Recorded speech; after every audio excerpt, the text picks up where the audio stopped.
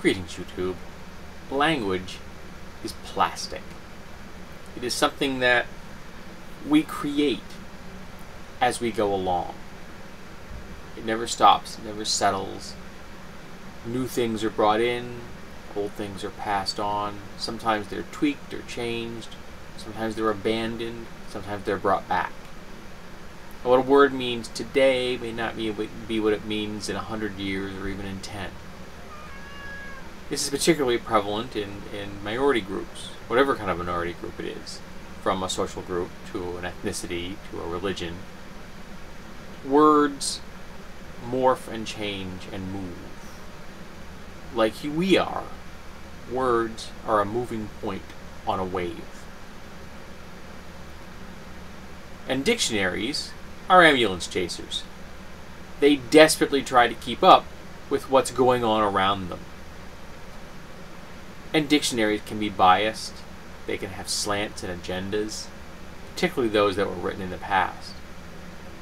It's less prevalent today. So why am I talking about dictionaries with the title of the video like this? Well, this is from June 29th. While Friday marked a historic victory for the LGBTQ community, it turns out there was another advancement to celebrate. Last week, the Oxford English Dictionary, of which I have a copy right there behind me, Deathlock is guarding them, released a list of 500 new entries, and among the more notable additions was cisgender. The word, which is defined as designating a person whose sense of personal identity matches their gender at birth, is seen as an opposite and complementary term to transgender. Why the Oxford English Dictionary edition of cisgender matters by Anna Diamond von Slate, and then it links to the article. This is on Metafilter, the Big Blue, and there's a lengthy discussion that ran for 4 or 5 days, talking about this and how it relates to the people on the board and into the gay community and the trans community at large. Because that's what the T in LGBTQ stands for, folks. It stands for trans. And I've talked about cisgender before. And I've talked about some of the pronouns that have been adopted and created and are being utilized by the trans community.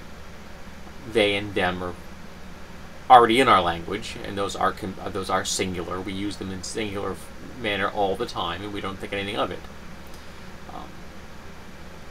You can say they did it, and you can mean one person when you say that. You're not necessarily speaking about a group.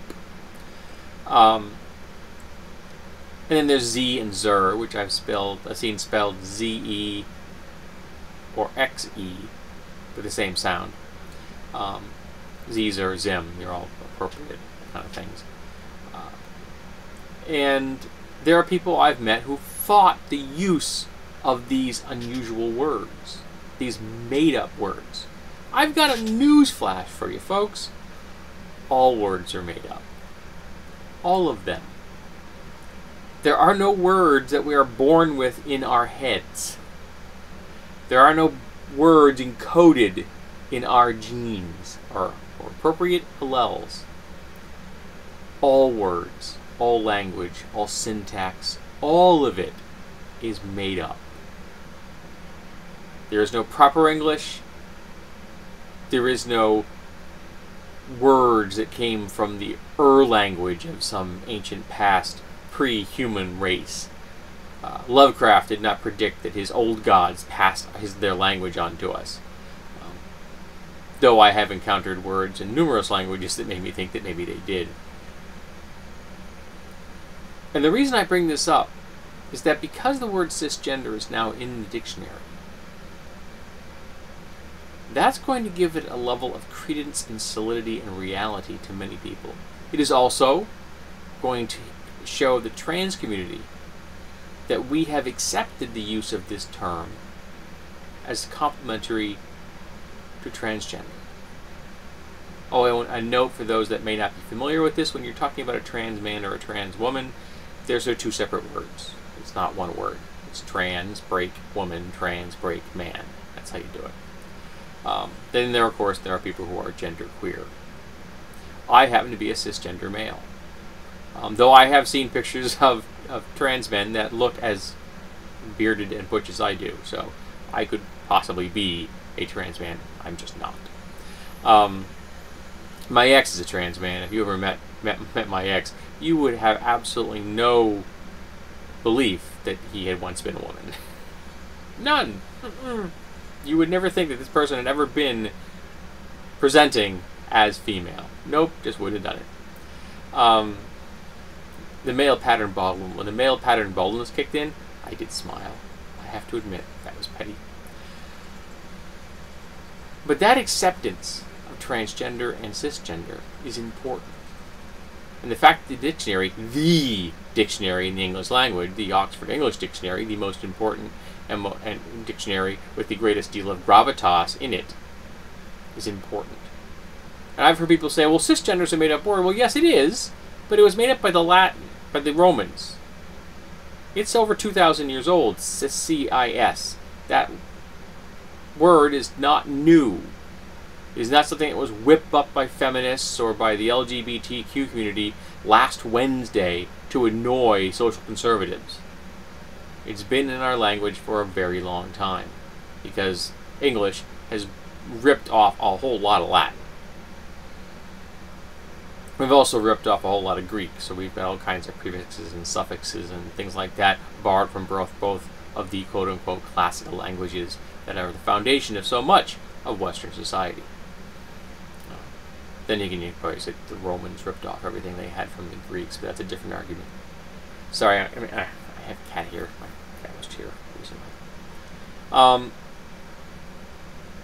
But it's important that we accept these words and we use these words because it's a sign of respect. When I say cisgender, I'm not saying it to be politically correct. So remember, political correctness is a matter of respect. When I say cisgender, I am communicating to all the transgender people I may encounter, and their friends and their family, and telling them, you are my complementary part. You are equal to me. I accept you. I am not othering you. I'm not stigmatizing you. I am not thinking that you're some weird thing. You're not cisgender, you're transgender. That's it. I accept you for who you are. All by using one little word.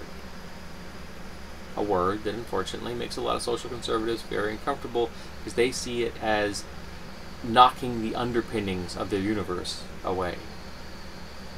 Well, the underpinnings of your universe required an entire group of people to feel stigmatized and othered. Maybe those underpinnings needed to be knocked away.